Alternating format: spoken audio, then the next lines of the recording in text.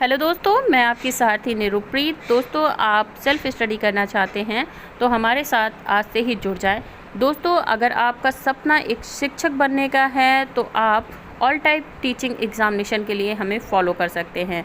दोस्तों, हम यहाँ पर CTET, UP-TET, super-TET, TGT, PGT, PRT और आपका डीएसएसपी और इसके अलावा अन्य टीचिंग एग्ज़ाम के लिए हम यहाँ पे हिंदी, एसएसटी और अपना जो इंग्लिश एंड लैंग्वेज है, जो आपकी संस्कृत, उन सभी को पढ़ते हैं।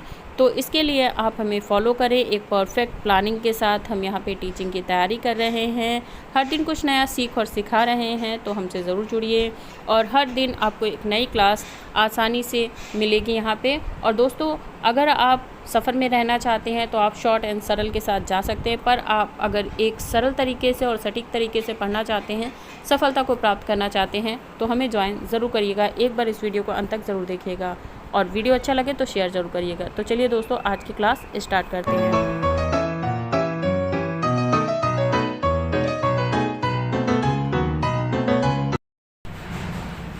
हेलो दोस्तों, आज के इस वीडियो में दोस्तों हम रस को पढ़ने वाले थे। रस के सभी भेदों को पढ़ चुके हैं, रस के अंग को पढ़ चुके हैं और रस को एक स्पष्टीकरण रूप से दोस्तों हम समझ चुके हैं। पर रस का जो एक विस्तृत व्याख्या है, उन सभी को आज हम पढ़ेंगे दोस्तों। तो शुरुआत करेंगे श्रृंगार रस से। मगर दोस्तों, अगर अभी तक के आपने हमारे पिछले वीडियो को नहीं देखा है श्रृंगार रस के, तो प्लीज़ आप उन वीडियोज़ को देख ले जाके, ताकि रस के सभी प्रकार, भेद और अंग को आप समझ पाएँ। वीडियो पुराना ज़रूर देखिएगा, ताकि जो नेक्स्ट वीडियो है दोस्तों, ये आपको बहुत अच्छे से समझ में आए। तो और साथ ही साथ दोस्तों, एक चीज़ कहना चाहूँगी कि अगर आप चैनल पर नए हैं और अभी तक के आपने जो चैनल है वो सब्सक्राइब नहीं किया है, तो प्लीज़ इस चैनल को सब्सक्राइब करें, बेल आइकन को प्रेस करें, ताकि नेक्स्ट आने वाली वीडियोज़ की दोस्तों नोटिफिकेशन आपको मिल जाए। और दोस्तों, सब्सक्राइब करने के कोई भी पैसे नहीं है और पढ़ाई की तो ना तो कोई उम्र होती है, ना ही कोई सीमा। तो पढ़ते रहें और आगे बढ़ते रहें। शॉर्ट सरल नहीं, सटीक पढ़ें, सरलता से पढ़ें, ताकि आप सफलता को प्राप्त करें। तो चलिए दोस्तों, शुरू करते हैं। सबसे पहले दोस्तों हम पढ़ेंगे श्रृंगार रस को। तो चलिए हम श्रृंगार रस में देखते हैं क्या है। जब विभव, अनुभव, संचारी भाव के सहयोग से रति का स्थायी भाव परिणित करते हैं या परिणित होता है दोस्तों, होता है यहाँ पे श्रृंगार रस होता है। अब अपव्यय क्या होते हैं इनके, जो अपव्यय हैं मतलब श्रृंगार रस के, तो स्थायी भाव इसका कैसे प्रकट होता है, इसका उद्दीपन क्या है, श्रृंगार रस के भेद क्या है, तो इनको देखते हैं। सबसे पहले दोस्तों यहाँ पे स्थायी भाव देखते हैं। तो रति आलंबन, नायक या नायिका का जो आलंबन या रति है, उनके बीच जो प्रेम है, उनका जो श्रृंगार है, उनका जो परिपूर्णता है, जो उनके अनुभव और संचारी भाव हैं, उनके क्रियाकलाप जो हैं, उनका जो संयोग है, वो स्थायी भाव में प्रकट होता है दोस्तों। एक तरीके से श्रृंगार है, वो श्रृंगार प्रकृति का हो सकता है, सौंदर्य का हो सकता है, स्त्री का हो सकता है, पुरुष का हो सकता है, या एक करेक्टर या एक चित्रीकरण का दोस्तों हो सकता है। उद्दीपन क्या है, अब कोई व्यक्ति है जो सुंदर दिख रहा है, या प्रकृति सुंदर है, दृश्य सुंदर हो सकता है, नायक नायिका सुंदर हो सकती है, उनकी वेशभूषा सुंदर हो सकती है, विविध प्रकार के अपनी चेष्टाएँ जो हैं वो सुंदर क्रियाकलाप हो सकती हैं, जो कि उद्दीपन को प्रकट करती हैं। ठीक है, अब बात करते हैं रस के भेद की। तो रस के भेद कितने होते हैं। श्रृंगार रस के भेद की बात करें दोस्तों, तो यहाँ पे दो रस को बात किया गया, एक संयोग श्रृंगार रस, दूसरा वियोग श्रृंगार रस। अब संयोग श्रृंगार रस क्या है, जब कभी नायक नायिका जो हैं साथ में रहकर एक आनंद प्रेम को प्राप्त करते हैं, वहाँ पे आपका संयोग रस होता है। जैसे यहाँ पे एक उदाहरण से समझने का प्रयास करेंगे दोस्तों, कि राम को रूप निहारत जानकी, राम को रूप निहारत जानकी, कंगन के नग परछाई, रियते सबे सुधी भूल गई, कर टेक रही पल टरकत नहीं। मतलब राम जी की जो छाया है, उनको जानकी माता जो है कंगन के नग में, परछाई में जो है निहार रही है, और इस तरीके से निहार रही है कि उसमें अंतर्मन जो है उनका मुक्त हो चुकी हैं, उनको कुछ भी नज़र नहीं आ रहा सिवाय राम जी की छाया के। तो यहाँ पे क्या है कि नायक नायिका जो है, मतलब जो श्री राम हैं और जो जानकी माता हैं, उनका क्या है कि पूर्णतः जो है संयोग है, मिलन हो रहा है, किसी तरीके का कोई वियोग या विलाप नहीं है। ठीक है, यहाँ पे कोई अधूरी इच्छा जो है एक तरीके से नहीं है। अब दोस्तों समझने का प्रयास करेंगे। देखिए, जब कभी श्रृंगार रस को आप पहचान रहे हैं, तो आपको सभी को पता है कि इसका स्थायी भाव जो होता है रति होता है। अब रति जो स्थायी भाव है वो अन्य दो का भी होता है, जैसे कि हमारा वात्सल्य हो गया, ठीक है, या फिर हमारा भक्ति हो गया। यहाँ पे भी रति जो है हमारा स्थायी भाव में आ जाता है। तो आप कंफ्यूज हो जाएंगे, हम श्रृंगार रस है, भक्ति रस है, कैसे पहचानें? तो यहाँ पे उद्दीपन से पहचानेंगे, क्योंकि वहाँ पे जो आकर्षण है, जो श्रृंगार है, या एक जो मन मुक्त होता है इंसान को किसी सौंदर्य को देखकर, किसी प्रकृति को देखकर, किसी दृश्य को देख के, या किसी की वेशभूषा को देखकर जो है मनमुक्त हो जाता है, मनमुक्त हो जाता है और चेष्टाएँ जो होते हैं उत्पन्न होती हैं। तो यहाँ पे जिस प्रकार सीता जी जो हैं उनको कंगन में उनकी छाया जो है उनसे आकर्षित होकर वशीभूत हो चुकी हैं, उसी प्रकार से यहाँ पे क्या है, संयोग श्रृंगार रस प्रस्तुत होता है। वियोग श्रृंगार रस क्या है दोस्तों? ये भी श्रृंगार है, एक तरीके की सजावट है, सज्जा है वेशभूषा को लेकर। अब वियोग है क्या? तो देखिए वियोग क्या है, हे खग मृग हे मधुर कर श्रेणी, तुम देखी सीता मृग नैनी। मतलब जब सीता जी खग को, मृग को, हिरण को मतलब देखती हैं, मधुकर मतलब इतना सुंदर सोने का स्वर्ण अगर कोई देख ले तो उसको देखने की चाहत तो बनी ही रहेगी। परंतु वो कुछ क्षण भर के लिए था और वो विलुप्त हो गया, अंतर्धन हो गया, मतलब एक तरीके से विलुप्त हो गया, दिखाई नहीं दे रहा। वो एक कहते हैं कि जिसे गायब हो जाना, गायब हो गया, वो दिखाई नहीं दे रहा। तो हमारी जो मन की चेष्टा थी, जो हमारी इच्छा थी, वो एक तरीके से अधूरी रह गई, वियोग रह गया वहाँ पे प्राप्ति का। तो ये हमारा वियोग श्रृंगार रस हो गया। सिंपली हम कह सकते हैं श्रृंगार रस वो है जिसमें कि हम श्रृंगार नायक नायक की वेशभूषा, सौंदर्य या सुंदरता के प्रति आकर्षित होते हैं और उस सुंदरता को देखकर हमारे हृदय में जो प्रेम भाव उत्पन्न होता है उसे हम श्रृंगार रस कहते हैं। और ये दो प्रकार का होता है, एक संयोग और दूसरा वियोग श्रृंगार रस, जिन्हें हमने दोनों उदाहरणों से समझ लिया। अब बात करते हैं हास्य रस की। जी हाँ दोस्तों, अब बात करेंगे हास्य रस से। जैसा कि इसके नाम से ही आपको प्रकट हो रहा है, जब कभी भी जो व्यक्ति है किसी तरीके से धूमधाम गिर गया या कुछ ऊटपटांग सी बात कह दी जिससे हमारी अंतरात्मा जो है इतनी प्रसन्न हो गई कि हमारी खी खा खपत्ती सी सारी जो है निकल के बाहर आ चुकी है, ठीक है, तो वो हमारा हास्य रस हो गया। अब वो हास्य किसी भी प्रकार का हो सकता है, किसी की विकृत दृश्य को देखकर हो सकता है, कभी कभी हम कुछ ऐसा पहनावा पहन लेते हैं, कुछ ऐसा स्टाइल जो है कैरी कर लेते हैं जिसे देखकर भी दूसरे जो हैं वो हंस देते हैं। तो हमारी वेशभूषा हो सकती है, वाणी हो सकती है, क्रियाकलाप हो सकते हैं, ऐसी कुछ चेष्टाएँ जिससे कि हमारे सामने वाले को या हमें खुद भी कभी कदार हंसी आ जाए, तो क्या है वहाँ पे हास्य रस होता है। और जो इसका स्थायी भाव होता है वो भी हास्य, चेष्टा, आलम्बन, विभव, विचित्र, विकृत और आकर वेशभूषा होती है। अब बात करते हैं यहाँ पे एक उद्दीपन, स्थायी भाव, संचारी भाव की। तो दोस्तों होता क्या है कि जो इसका स्थायी भाव होता है, जैसे कि मैंने आपको पहले बताया, किसी की भी ऐसी चीज़ देख ली जिसको देख के हमारी जो सुंदर सुंदर दांत हैं वो हमारे होंठों से बाहर आ जाए तो समझ जाइए वहाँ पे हास्य है।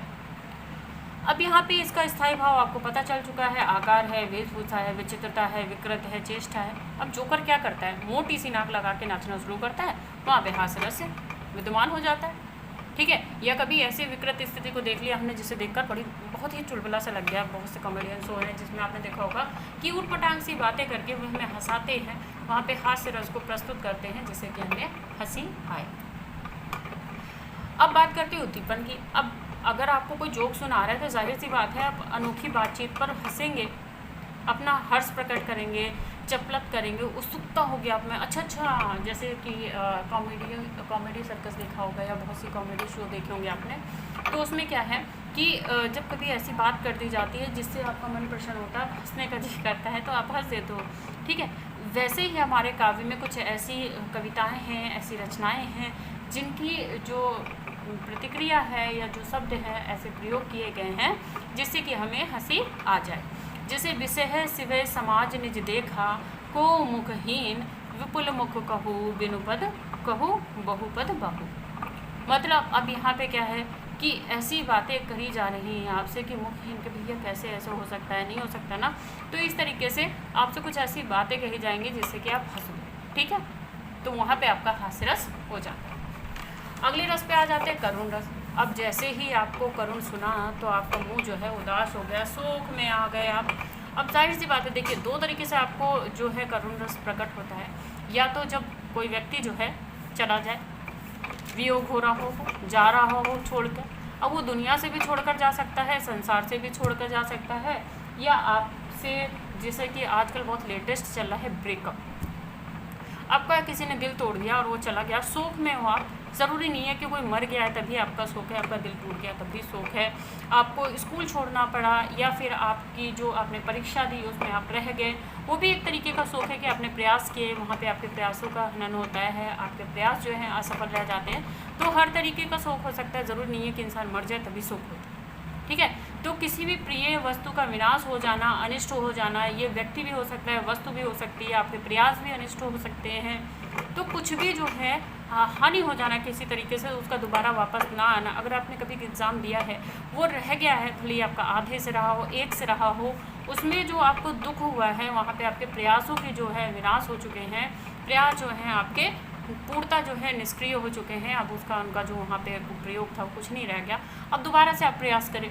तो इसीलिए कहती हूँ कि शॉर्ट पढ़ेंगे तो प्रयास आपके हमेशा रह जाएंगे और हमेशा आप क्या हैं जो है करुण रस में परिपूर्ण रहेंगे। तो करुण रस से अगर आपको आगे आना है तो प्रयास करें हास रस में आने का, और पढ़ते रहें सरल तरीके से, सटीक तरीके से, सटीक चीज़ें पढ़ें, ना कि शॉर्ट एंड सरल पढ़ें। ठीक है, चलिए आ जाते हैं स्थायी भाव पे। अब स्थायी भाव क्या है, इसका जाहिर सी बात है, शोक है, आलम्ब है, विनिष्ट है, वस्तु की, व्यक्ति की, इष्ट का, गुणों का, विनोद का। तो ऐसी वस्तुएं जो है उद्दीपन होते हैं। अब क्या है, जब आपकी कोई प्रिय चीज़ है टूट गई तो क्या करोगे, रोगे।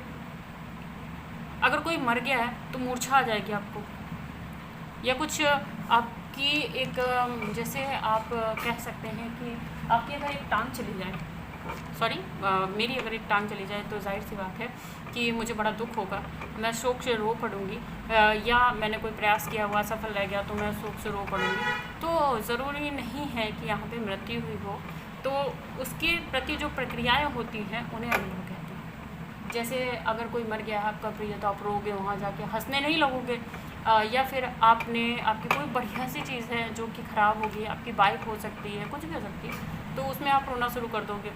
ठीक है, अब यहाँ पे एक उदाहरण के थ्रू इसको समझने की कोशिश करेंगे। संचारी भाव देख लेते हैं इसका, कि स्मृति, मोह, विषाद, जड़ता और गलानी निवेदन जो है वेदन के। ठीक है, अब यहाँ पे हे हृदय वल्लभ हूँ वही अब मैं महामनधु भगनी, जो सारथी होकर तुम्हारी थी अतीत सनथिनी। ठीक है, सनाथिनी। तो जो अब क्या है कि हृदय वल्लभ जो हैं यहाँ पे, तो एक तरीके से यहाँ पे बताया गया है कि किस प्रकार से जो है हस्तभग्नी थी, और यहाँ पे जो एक शोक है मृत्यु के बाद का, उसे यहाँ पे प्रस्तुत किया गया। ठीक है, अगले रस पे आ जाते हैं दोस्तों, वीर रस। अब ज़रूरी नहीं है दोस्तों कि हमेशा शत्रु से तलवार से लड़ाई की, दुर्गति को प्राप्त किया, विराट कर दिया, दुष्कर्मों को, कार्य को समाप्त कर दिया, वहाँ पे उत्साह मन से जब उमड़ती है तो वहाँ पे वीर रस होता है, ऐसा कहा जाता है। अब देखिए, ये कुछ लाइनें हैं पर इनको समझते कैसे हैं। देखिए, जब कभी, अब ये युद्ध ज़रूरी नहीं है कि दो लोगों ने तलवार उठाई और एक दूसरे को काट मार डाला, इस तरीके का ये तो ज़रूरी ही नहीं है। अब देखिए, कभी कभार क्या होता है कि कुछ बातों को लेकर हम विवादित तौर पर मुद्दे जो होते हैं उन पर बहस करते हैं। ठीक है, तो वहाँ पे जब अच्छाई की बुराई पे जब भी जीत होती है, ठीक है, वहाँ पे आपका वीर रस होता है। अब वहाँ पे क्या है कि शत्रु भावना ज़रूर होती है, एक पक्ष सही होता है, एक गलत होता है, शत्रु का जो अहंकार होता है, रणवाद होता है, यश होती है, इच्छा होती है, उसे जब समाप्त किया जाता है, ठीक है, तो जो समाप्त करता है उसका अनुभव क्या होता है, गौरवपूर्ण होता है, उक्त प्रहार होता है, रोमांचकारी होता है। ठीक है, तो इस तरीके का होता है। संचारी भाव के आवेग होगा, उग्र होगा, उग्रता होगी, गर्व होगा, उत्सुकता होगी, चपलता होगी, इस तरीके के उसके संचारी भाव होंगे। अब उदाहरण ले लेते हैं। मैं सत्य कहता हूँ सखे, सुकुमार मत जानो मुझे, यमराज से भी युद्ध में प्रस्तुत सदा मानो मुझे। है और की बात क्या है, और की बात क्या गर्व में करता नहीं, माता तथा निज तात से भी युद्ध से डरता नहीं। अब यहाँ पे ये जो पंक्ति कही गई है, अभिमन्यु ने कही है कि हे सखी, मतलब हे मित्र, मैं सुकुमार मत जानो मुझे, कि मैं छोटा बालक वालक नहीं हूँ जो तुम समझो, मैं यमराज से भी युद्ध करने को हमेशा प्रस्तुत रहता है, यही मानकर चलो तुम। ठीक है, और मैं इस बात को कोई बड़ाई नहीं कर रहा हूँ कि मैं गर्व करता हूँ, मैं ये कर सकता हूँ, कोई बड़ी बात नहीं है ये। और रही बात युद्ध की, तो माता पिता से भी मैं युद्ध करने से डरता नहीं हूँ, अगर बात जो हमारी सही है तो। ठीक है, तो यहाँ पे जो आज हमने पढ़ा दोस्तों वीर रस को पढ़ा, अब हमें एक रौंद रस दोस्तों यहाँ पे और कवर करेंगे। फिर अपकमिंग वीडियो में दोस्तों बाकी के जो बच्चे रस हैं मेरे उन्हें पढ़ेंगे। रौंद रस क्या है दोस्तों, जैसे कि आपको सबसे पहले ही पता चल रहा है कि यहाँ पे अपना कोई जो है मृत्यु को प्राप्त हो सकता है, अपमान हो सकता है, बड़े कोई द्वारा आपकी निंदा हो सकती है, उपकार हो सकता है, शत्रु की चेष्टाओं को, शत्रु की किसी प्रकार से दुष्ट अत्याचार कर सकता है आप पर, या गुरुजनों की निंदा हो सकती है जिस पर आपको अमर्ष जो एक क्रोध है वो आपका प्रस्तुत हो, वहाँ पे आपका रौंद रस होता है। अब देखिए किस तरीके का, अगर आपको बेवजह कोई मार दे थप्पड़, आपको गुस्सा आएगा, रोना आएगा, पर वो थप्पड़ आपको मारा बड़े ने तो आप कुछ कर नहीं सकते, ठीक है। यह कभी ऐसी गलती है जो आपने की ही नहीं, उस पर लोग आपको कहने लगे, सामाजिक स्थिति आ जाती है, आप नहीं कह सकते, क्योंकि कभी कभी हमारे पास वो शब्द नहीं हो सकते जो ये साबित कर सके कि हम सही हैं। तो ऐसी स्थिति में दोस्तों हमेशा शांत रहना चाहिए। वही जो है आपका रौंद रस प्रस्तुत करता है कि ऐसी असहाय स्थिति जब आप गलत ना हो और आपको कोई अपमान जनित स्थिति का आभास करा दे, वहाँ पे आपका रौंद रस होता है। उदाहरण के लिए ले लीजिए, मैं यहाँ पे आपको कुछ अच्छा बता रही हूँ, आप उस पर गलत कमेंट करो, तो ये एक तरीके से मेरे लिए आभास होगा, मुझे निंदा सी महसूस होगी, इसमें रौंद रस आ सकता है, ठीक है। अब आगे चलते हैं कि जैसे अब क्रोध हो सकता है, अब इस चीज़ पे तो क्रोध आएगी, जाहिर सी बात है। अगर आपसे कोई गलत नहीं कह रहा, आप उसे गलत शब्दों का उच्चारित करके उसे क्रोध दिलाएं तो जाहिर सी बात है उसे क्रोध आएगी, आलम्बन होगा, अनुचित व्यवहार करेंगे आप उसके प्रति, तो ये सारी चीज़ें जो है उससे प्रकट होंगी। अब अनुभव क्या है, जब आप किसी को क्रोध दिलाओगे तो जाहिर सी बात है उसे भी गुस्सा आएगी, और वो आप पे गुस्सा जब प्रकट नहीं कर पाता है तो कुछ प्रतिक्रियाएं करता है जिन्हें हम अनुभव में प्रस्तुत करते हैं, जैसे दांत पीसना, भाव चढ़ाना, आंखें लाल करना। कभी आप एक काम करना, मानिएगा तो नहीं, पर हाँ वाकई में अगर किसी बच्चे की कोई गलती ना हो और उसे आप जो है पीट दो, बेवजह पीट दो, थपड़िया दो, तो अच्छे से थपड़िया दो, तो क्या है कि वो आप बड़े हो इस वजह से वो आपको कुछ कह नहीं सकता, फिर वो दांत पीसेगा, भाव चढ़ाएगा, आंखें लाल कर देगा, खूब ज़ोर ज़ोर से चिल्लाएगा और रोना शुरू कर देगा, क्योंकि वो असहाय स्थिति में वो आपको मार नहीं सकता है। तो ये सारी प्रतिक्रियाएँ जो है अनुभव में प्रस्तुत करेगा। संचारी भाव क्या होगा इसका, उग्रता हो जाएगी, आवेग हो जाएगा, वो अद्रेव हो जाएगा, बहुत तेज चिल्लाएगा, ठीक है। अब एक उदाहरण के थ्रू इसको समझते हैं, उदाहरण के माध्यम से इसे समझते हैं। भौके लखुन कुटिर भई मोहे भय, रदपट करपट नैन सहाय। अब यहाँ पे जो है अर्जुन की कुछ स्थिति को प्रस्तुत किया गया है कि किस तरीके से वो भाव में चढ़ा रहे हैं, तो उसको यहाँ पे प्रस्तुत किया गया क्योंकि कोई गलती नहीं है, पर वहाँ पे जब बहस है तो है, ठीक है। अब अगला जो है दोस्तों हम पढ़ेंगे भयानक, जो विभत्स्य, अद्भुत और शांत रस, ठीक है। और इसके बाद हम 2 रस और पढ़ेंगे, वात्सल्य और भक्ति, और हमारे जो रस हैं वो समाप्त हो जाएंगे। तो आज के वीडियो में दोस्तों हमने रौद्र रस तक के पढ़ा है और उम्मीद करते हैं दोस्तों आपको बहुत अच्छे समझ में आएगा। बाकी अगर आपको कभी भी दोस्तों कोई कन्फ्यूज़न लगती है, नहीं समझ में आता है, या आपको लगता है कि यहाँ पे जो है कोई दिक्कत आपको लगती है, तो कमेंट सेक्शन में आकर ज़रूर बताइए। और ऐसी ही अपकमिंग इंटरेस्टिंग वीडियो के लिए हमें फॉलो करें और वीडियो को ज़्यादा से ज़्यादा शेयर इसलिए किया करें ताकि जो कुछ ऐसी बातें जो शॉर्ट के चलते शॉर्ट चाहिए, सरल चाहिए, में करते करते हम हमेशा क्या है गलतियाँ करते रहते हैं, तो इन गलतियों को सुधार सकें, इसलिए वीडियो को शेयर करिएगा ज़्यादा से ज़्यादा। और वीडियो अच्छा लगता है तो लाइक ज़रूर कर दीजिएगा। चैनल पे नए हैं तो चैनल को सब्सक्राइब ज़रूर करें, और कुछ नया, हर दिन कुछ नया सीखने के लिए, कुछ नया करने के लिए हमेशा पढ़ते ज़रूर रहिएगा, क्योंकि बिना पढ़े तो सफलता आपको मिली नहीं है। तो आज की वीडियो में दोस्तों इतना ही, नेक्स्ट वीडियो में फिर मिलेंगे कुछ ऐसे ही अच्छी चीज़ों के साथ। तो thanks for watching my video friend, bye bye friend.